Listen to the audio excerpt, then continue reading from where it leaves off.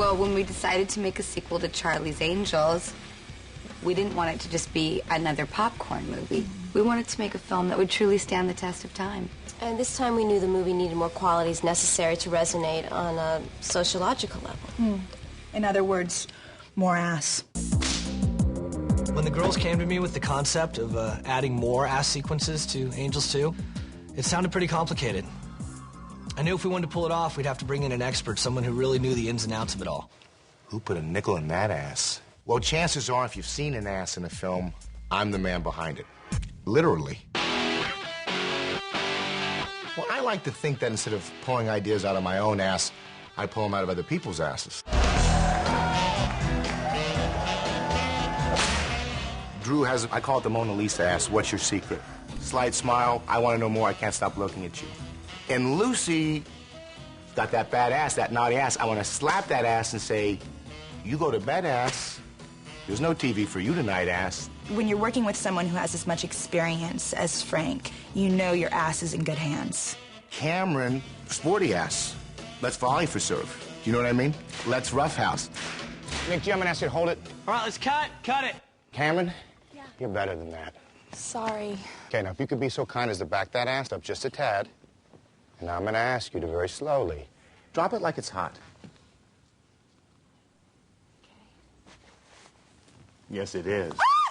back to one roll sound. Keep it sizzling, all of you. Let's get some sizzle in here. Nick G, believe me, you're gonna thank me for it. An ass is a lot like a piñata. Until you bust that open, you don't know what little toys are gonna bust out of there. Do you know what I mean? What you're gonna get your hands on. Sometimes it's a pleasant surprise. Sometimes it's like, who stocked this piñata? I'm not interested. Let's go over to the watering hole. Well, I first realized this was my calling. I was working as a grip on the film Roadhouse. I was on the set the day Patrick Swayze was filming his now famous Out From Under the Sheets scene, and it was then that I saw the light. I remember this kid turning to the director and saying, there is entirely too much light on Swayze's ass. That kid's name was Frank Fanning, and he's been lighting me up from the rear ever since. Is that on the screen or is that on Cameron's ass? That's the screen. Is that Cameron's ass? That's the screen. It's a screen. That's the screen. And... Hold it, G. You're looking a little flaccid, Luce. I'm trying. Come on, Luce, dig deeper. Yeah, I don't know how long I can hold this. Damn it, Lou, you can do this. You were clinching circles around everyone during rehearsals. I'm not just blowing smoke up your ass. I'm sorry, Frank. I just don't think I'm going to be able to get it into gear. Okay. Take a deep breath.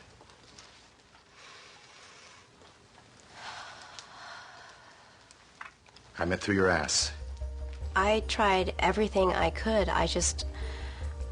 My ass was just blocked. When Lucy went soft, she took it really hard. Pussy, are you in there? Come on, Liz, open the door. Claire. But when she was able to squeeze one of Frank's balls in her ass, You know how to clench, baby. Let's do it. Okay. she was really able to concentrate and find her inner strength. You can do this, okay? McGee, it's your set. Her ass was back on its feet in no time.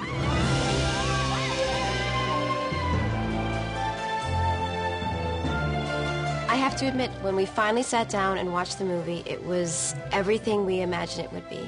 And more. Definitely. And there's truly only one person to thank for that. Well, when you work with a bunch of dedicated professionals who allow you to play and experiment with their asses as much as these young ladies did, it makes your job pretty darn easy. That's so sweet, Frank. Looking back, there were a lot of challenges along the way, but I'd have to say the biggest challenge on this film was saying goodbye. Goodbye to you, goodbye to you, goodbye to you, and I'll see you soon. You know I will. You know I will. I'll be on your ass. We can't wait for the next.